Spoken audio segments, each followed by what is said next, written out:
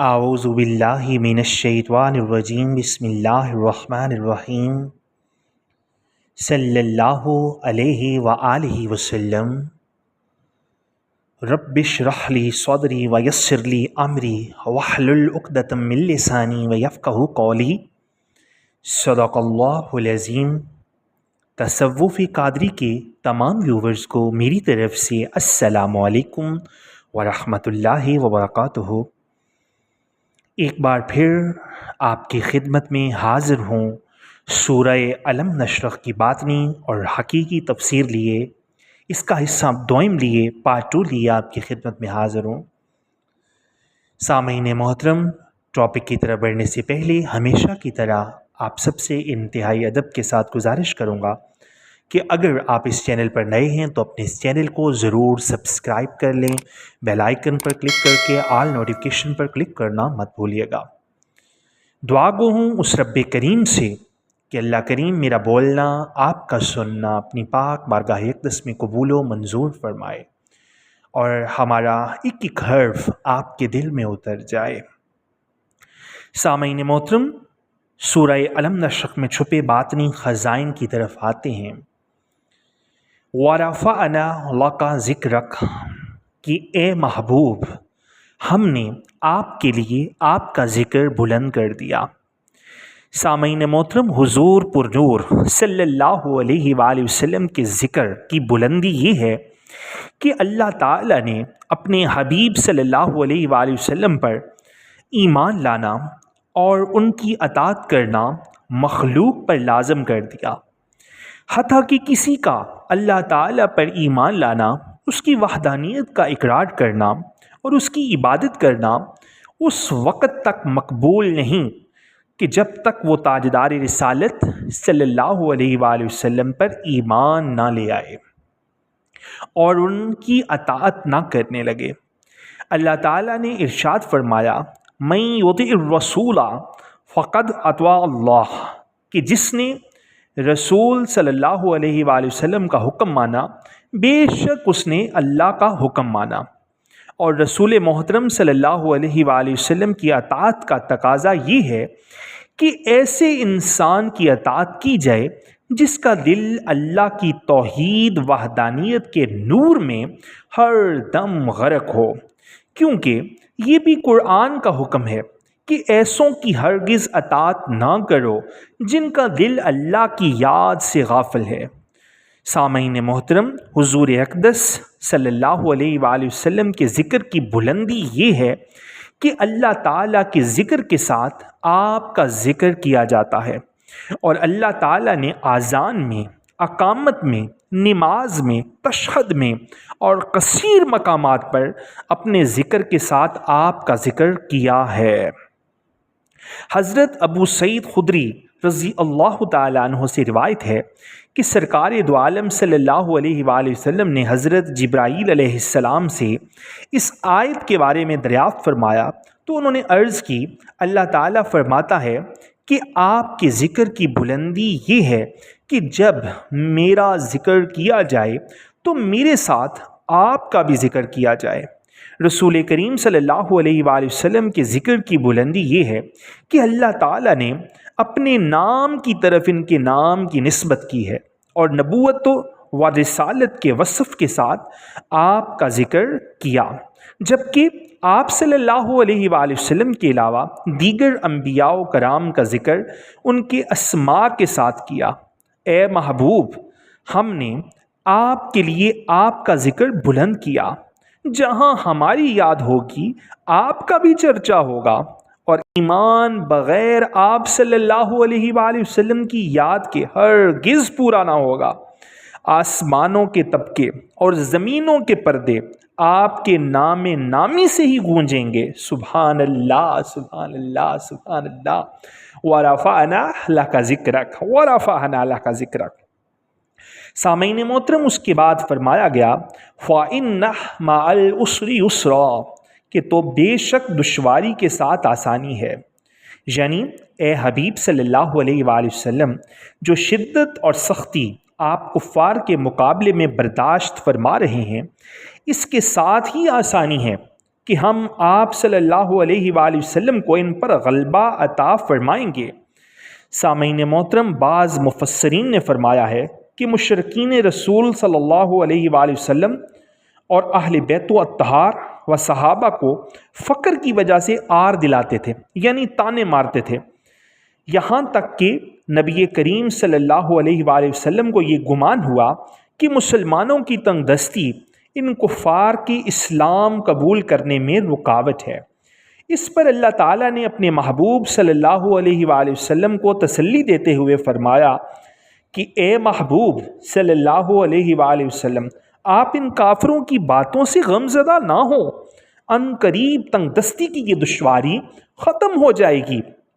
اس آیت سے آپ بخوبی اندازہ لگا سکتے ہیں کہ کسی مشکل مصیبت یا دشواری کے آ جانے سے گھبرانا نہیں چاہیے، بلکہ اللہ تعالیٰ سے مشکل دور ہو جانے اور دشواری آسان ہو جانے کی امید رکھتے ہوئے دعا کرنی چاہیے۔ اللہ تعالیٰ نے چاہا تو بہت جلد آسانی مل جائے گی۔ سامعین محترم، اس کے بعد پھر فرمایا گیا اِنَّ مَعَ الْعُسْرِ یُسْرًا، کہ بے شک دشواری کے ساتھ آسانی ہے۔ سامعین، اس آیت کو دوبارہ ذکر کرنے سے معلوم ہوا کہ ایک تنگی کے بعد دو سہولتیں اور آسانیاں ہیں۔ حضرت امام حسن علیہ السلام فرماتے ہیں، ایک دن نبی کریم صلی اللہ علیہ وآلہ وسلم اپنے کاشانہ اقدس سے خوشی اور سرور کی حالت میں مسکراتے ہوئے باہر تشریف لائے اور ارشاد فرمایا کہ ایک تنگی دو آسانیوں پر ہرگز غالب نہیں آئے گی، تو بے شک دشواری کے ساتھ آسانی ہے، بے شک دشواری کے ساتھ آسانی ہے، یعنی فَإِنَّ مَعَ الْعُسْرِ يُسْرًا، اِنَّ مَعَ الْعُسْرِ يُسْرًا۔ اللہ اکبر۔ میرے حضور لجپال سلطان العارفین فرماتے ہیں کہ جنہ فَإِنَّ مَعَ الْعُسْرِ يُسْرًا، اِنَّ مَعَ الْعُسْرِ يُسْرًا دی رمز پچھاتی انہاں تنگی تو کی ڈرنا ہو۔ اللہ اکبر۔ سامعین محترم، اس کے بعد فرمایا گیا فَإِذَا فَرَغْتَ فَانْصَبْ، کہ پس فارغ وقت میں عبادت میں محنت کرو۔ سامعین، یہاں فقراء نے اس سے مراد یہ بھی لیا ہے کہ فارغ وقت میں مجاہدہ کرو۔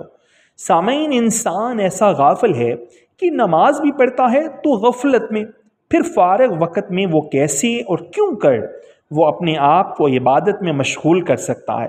یہاں اس طرف بھی اشارہ ہے جو حضرت سلطان باہو رحمۃ اللہ تعالی علیہ نے فرمایا کہ جو دم غافل سو دم کافر، یعنی جو سانس اللہ کی یاد کے بغیر گزرا اس سانس نے کفر کیا، اس سانس کو لینے کا کوئی حق نہ تھا، اور ہر وقت خود کو اس مجاہدے میں مصروف رہنے کی تربیت صحابہ کرام حضور سے لیا کرتے تھے، اور آج ہمیں حضور صلی اللہ علیہ وآلہ وسلم کے در کے فقیروں سے یہی تربیت لینی چاہیے تاکہ ہم اپنے مردہ دل کو زندہ کر کے خود کو غفلت کے اندھیروں سے نکال سکیں اور اللہ کی یاد میں یوں مشغول ہو جائیں کہ دنیا اور آخرت کے ہر غم کو بھول جائیں، کیونکہ یہی اللہ کی چاہت ہے اور یہی اللہ کا حکم بھی۔ سامعین، اس کے بعد فرمایا گیا وَإِلَىٰ رَبِّكَ فَارْغَب، اور اپنے دل کو اپنے رب کے ساتھ لگا لو، یعنی اس کی طرف رغبت کرو۔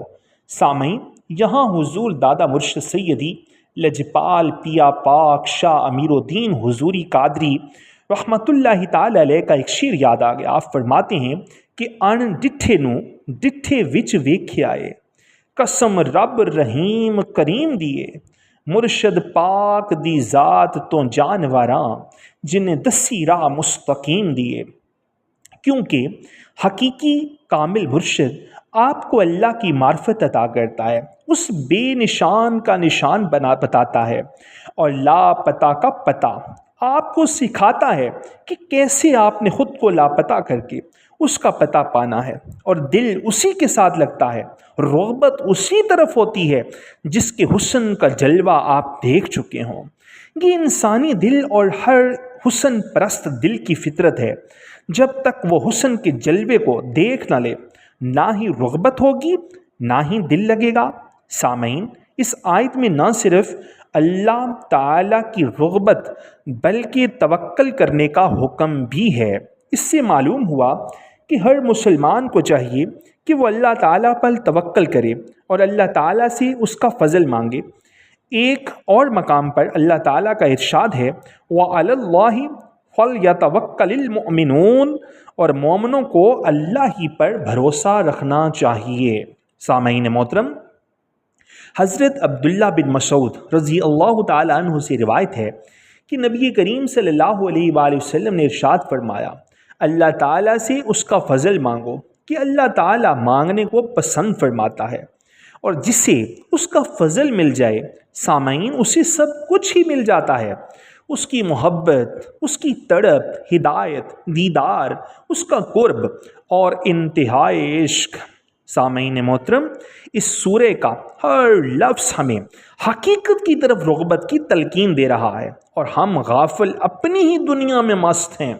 خدا را خود کو پہچانیں، اپنے دنیا میں آنے کے مقصد کو تلاش کریں، کامل اور اہل دل کی صحبت اختیار کریں، غافل لوگوں سے دوری برتیں، اس سے قبل کہ موت کا فرشتہ آپ کے سر پر ہو اور ساری مہلتیں ختم ہو جائیں۔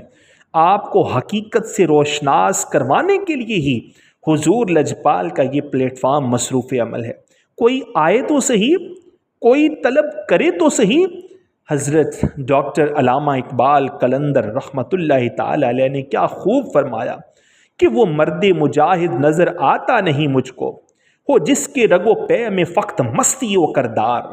سامعین محترم، اللہ کریم ہم سب کو عمل کی توفیق دے، اور عمل اس وقت تک انسان کے کردار میں نہیں ڈھلتا جب تک ہم کسی اہل عمل کی صحبت نہ اختیار کر لیں اور اس سے طریقت کے اصول نہ سیکھیں، اس کے نقش قدم پر نہ چلیں۔ اللہ کریم ہم سب کو عمل کی توفیق دے، کیونکہ عمل سے زندگی بنتی ہے، جنت بھی جہنم بھی۔ یہ خاکی اپنی فطرت میں نہ نوری ہے نہ ناری۔ اگلی آنے والی ویڈیو تک کے لیے اپنے اس خادم کو، اپنے اس نوکر کو اجازت دیجیے۔ اللہ نگہبان، فی امان اللہ۔ ویڈیو کو لائک کر دیں اور حق کی آواز بنیں، کیونکہ حق کی آواز بننا بھی صدقہ جاریہ ہے۔ حق سمجھ کر جتنا ہو سکے ویڈیو کو شیئر کر دیں۔ وصلی اللہ تعالی علی حبیبہ خیر خلقہ نور عرشہ وزینت فرشہ سیدنا محمد وعلی آلہ واصحابہ واولیاء امتہ اجمعین الی یوم الدین۔